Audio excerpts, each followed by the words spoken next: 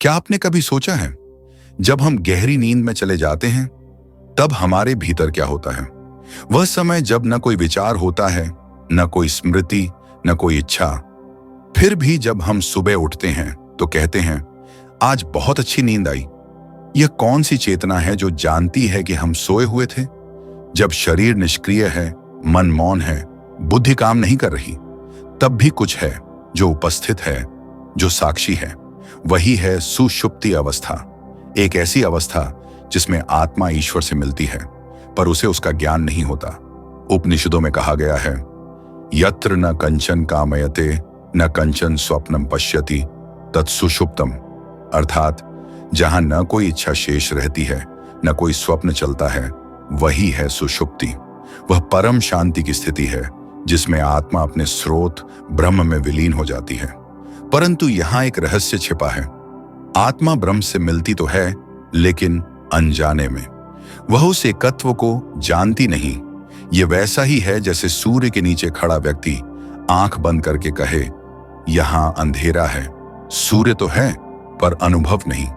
यही कारण है कि उपनिषद कहते हैं, सुषुप्ति आत्मा की विश्रांति है, पर मुक्ति नहीं। क्योंकि मुक्ति तब होती है जब वही मिलन सजगता के साथ हो, जिसे तुरीय कहा गया है।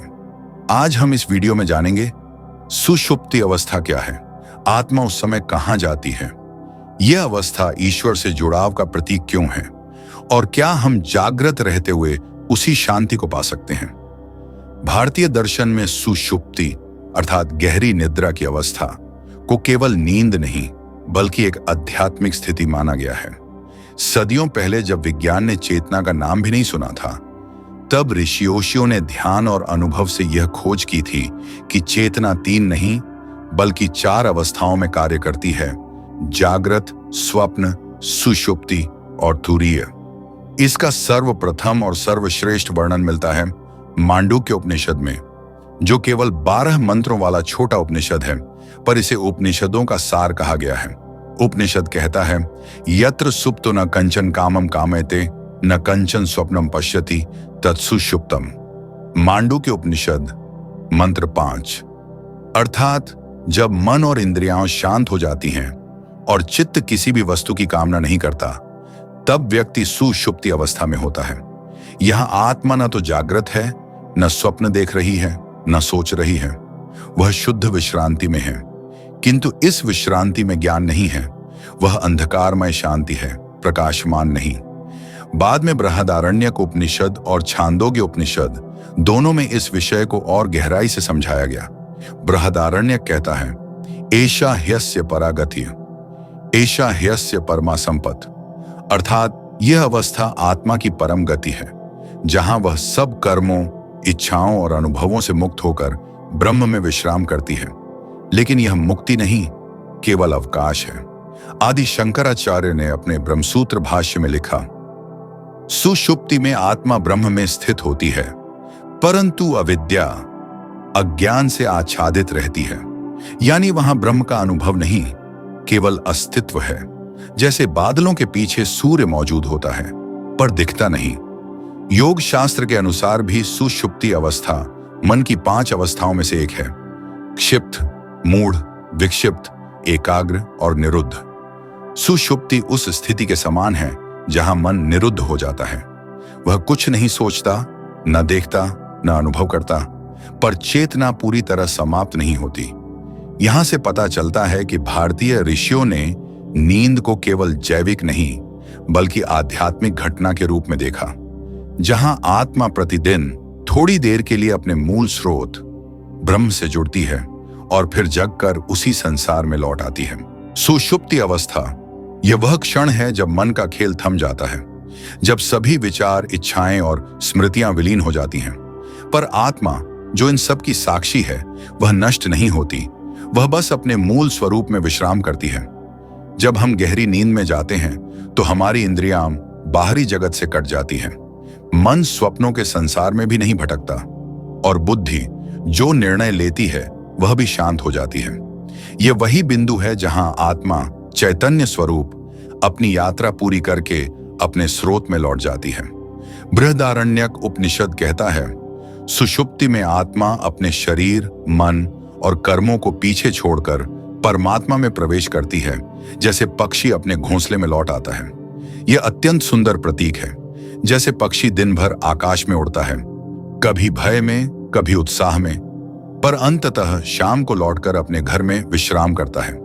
उसी तरह आत्मा भी दिन भर इंद्रियों और कर्मों के माध्यम से जगत का अनुभव करती है, परंतु जब सब शांत हो जाता है तब वह अपने घोंसले ब्रह्म में लौट आती है। लेकिन यहाँ एक गूढ़ बिंदु है।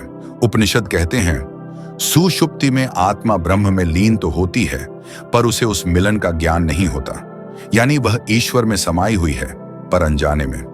वह उस शांति को अनुभव नहीं करती, बस रहती है उसमें। यह एक अज्ञान युक्त शांति है, जैसे कोई व्यक्ति अंधेरे में गहरे झील में डूब जाए। ठंडक और गहराई का अनुभव तो है, पर दृश्य नहीं। इसलिए वेदांत कहता है, सुषुप्ति अवस्था में आत्मा अनुभव करती नहीं, केवल अस्तित्व में रहती है। यहाँ दो तत्व हैं, सत अस्तित्व जो बना रहता है, चित्त चेतना जो तात्कालिक रूप से लुप्त लगती है। वास्तव में चेतना लुप्त नहीं होती, पर मन के शांत होने के कारण उसका प्रकाश अनुभवित नहीं होता। इसलिए हम कहते हैं, मुझे कुछ पता नहीं चला, पर नींद अच्छी लगी। उपनिषदों के अनुसार यही कुछ न जानना सुषुप्ति की सीमा है। यह वह अवस्था है जहां आत्मा ब्रह्म में डूबी रहती है, परंतु अविद्या, अज्ञान का पर्दा अब भी मौजूद है, और इसी कारण से आत्मा इस स्थिति को जागृत अवस्था में स्मरण नहीं कर पाती। लेकिन ध्यान दीजिए, यह वही अवस्था है जहां आत्मा ईश्वर के सबसे निकट होती है, क्योंकि सुषुप्ति में न कोई अहंकार रहता है, न कोई अलगाव का भाव। व्यक्ति, मन और संसार सब मिट चुके हैं।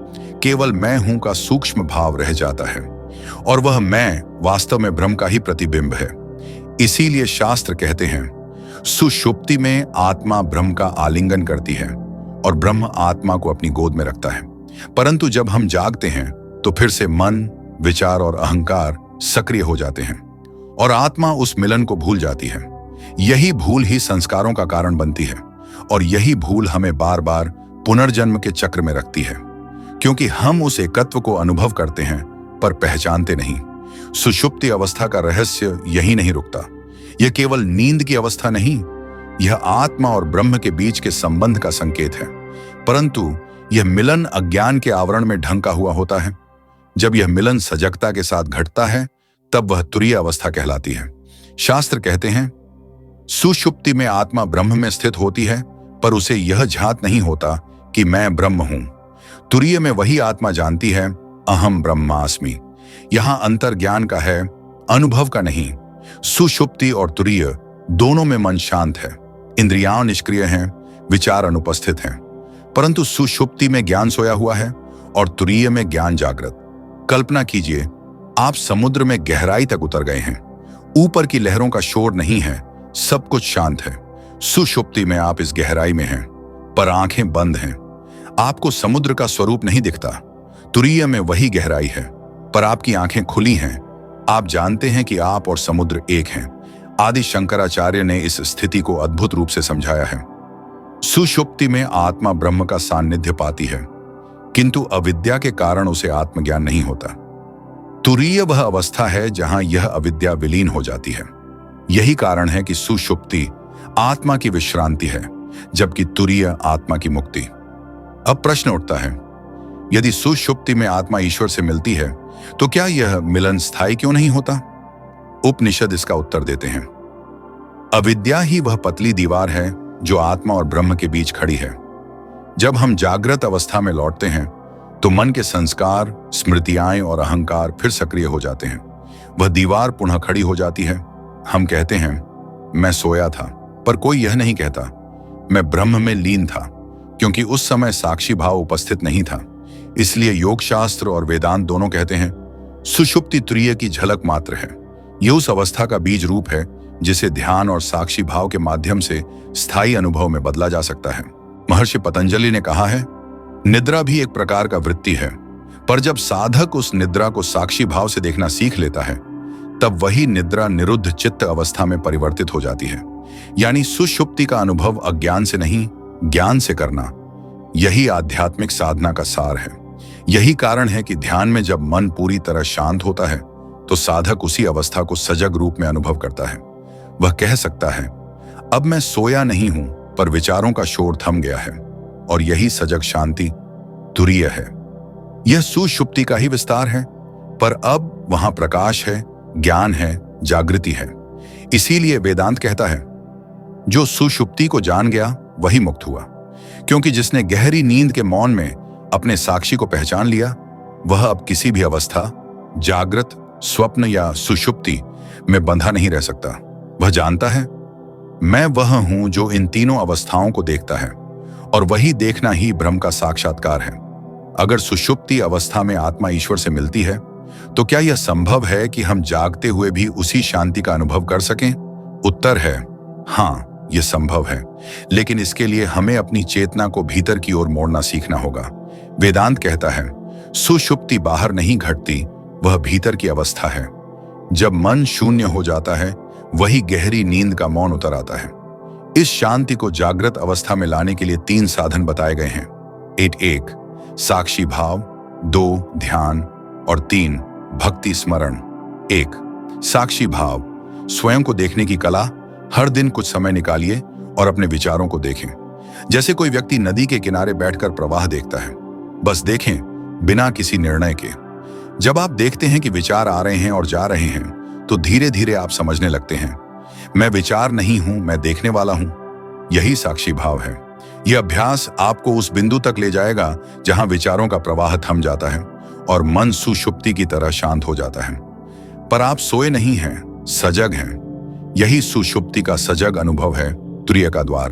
2 ध्यान, सुषुप्ति को सजगता में बदलना। हर दिन 15 से 20 मिनट ध्यान में बैठिए। शरीर को स्थिर करें, श्वास को गहरा और सहज बनाएं और मन को श्वास पर टिकाएं। धीरे धीरे विचारों की परतें गिरने लगेंगी। एक बिंदु पर मन बिल्कुल शांत हो जाएगा। वहां न कोई विचार होगा, न कोई शब्द। वह क्षण सुषुप्ति जैसा है, पर आप सजग हैं। आप जानते हैं कि मैं हूं। यह वही अवस्था है जिसका अनुभव आर्षि ध्यान में करते थे। वे नींद की अवस्था को नहीं, बल्कि जागृत मौन को साधते थे। यदि आप रोज यह साधना करें, तो धीरे धीरे वह अनुभव आपके भीतर स्थायी हो जाएगा। फिर दिन के किसी भी क्षण, काम करते हुए, चलते हुए, बोलते हुए, आप भीतर वही शांति महसूस कर सकेंगे जो सुषुप्ति में आत्मा अनुभव करती है। 3 भक्ति स्मरण, मिलन को हृदय से जीना। भक्ति का अर्थ है, मैं अकेला नहीं हूं, मुझ में और ईश्वर में कोई अंतर नहीं। हर बार जब आप नाम स्मरण करते हैं, राम, कृष्ण, शिव, मां, तो आप आत्मा को उसके स्रोत से जोड़ रहे होते हैं। भक्ति वह पुल है जो सुषुप्ति की अनजानी शांति को सजग प्रेम में बदल देता है। जब मन ईश्वर में विलीन होता है, तो वहां भी कोई विचार नहीं रहता, केवल भाव रह जाता है, तुम ही सब कुछ हो। यही भाव धीरे धीरे अहंकार का विसर्जन करता है और आत्मा फिर उसी शांति में ठहरती है। पर अब वह जानती है कि यह शांति ईश्वर की गोद है। दैनिक जीवन में प्रयोग, सोने से पहले 5 मिनट मौन में बैठें, श्वास सुनें। सुबह उठते ही एक गहरी सांस लें और मन में कहें, मैं वही शांति हूं जो रात भर विद्यमान थी। दिन भर बार बार खुद से पूछें, कौन देख रहा है? यह प्रश्न आपको साक्षी भाव में ले जाएगा। धीरे धीरे आप पाएंगे कि सुषुप्ति की शांति अब केवल नींद तक सीमित नहीं रही, वह आपके जागृत जीवन में उतर आई है, और वही स्थायी शांति मुक्ति की शुरुआत है। सुषुप्ति अवस्था हमें यह सिखाती है कि ईश्वर हमसे दूर नहीं है। हर रात जब हम गहरी नींद में जाते हैं, हम अनजाने में उसी परम शांति में प्रवेश करते हैं जिसे आर्षियों ने ब्रह्म कहा है। हम उस समय कुछ नहीं जानते, न संसार, न शरीर, न अपना नाम। फिर भी मैं हूं यह अस्तित्व बना रहता है। यही मैं हूं आत्मा है, और वही आत्मा ईश्वर का अंश है। सुषुप्ति में यह मिलन अज्ञानवश होता है, पर जब यही मिलन सजगता और प्रेम के साथ घटता है, तो वह तुरीय बन जाता है। यही है आत्म साक्षात्कार। शास्त्र कहते हैं, निद्रा में तुम ब्रह्म को पा लेते हो, पर जागृत चेतना में उसे पहचानना मुक्ति है। तो अब प्रश्न यह नहीं कि क्या आत्मा ईश्वर से मिलती है, वह तो प्रतिदिन मिलती है। प्रश्न यह है, क्या मैं उस मिलन को पहचानता हूं? जब मन शांत हो जाता है, जब विचारों की भीड़ थम जाती है, जब भीतर मौन उतरता है, तब वही शांति, वही मौन, वही विश्रांति ईश्वर की उपस्थिति है। और उस क्षण आत्मा मुस्कुराती है, क्योंकि उसे याद आ जाता है कि वह कभी ईश्वर से अलग थी ही नहीं। यदा सर्वे प्रमुच्यन्ते कामा यस्य हृदि श्रिताः अथ मर्त्यो मृतो भवति अत्र ब्रह्म समश्नुते। कठ उपनिषद। जब हृदय के सभी कामनाएं शांत हो जाती हैं, तब मनुष्य अमर बन जाता है और इसी जीवन में ब्रह्म को प्राप्त करता है। यही सुषुप्ति का रहस्य है। मौन में छे।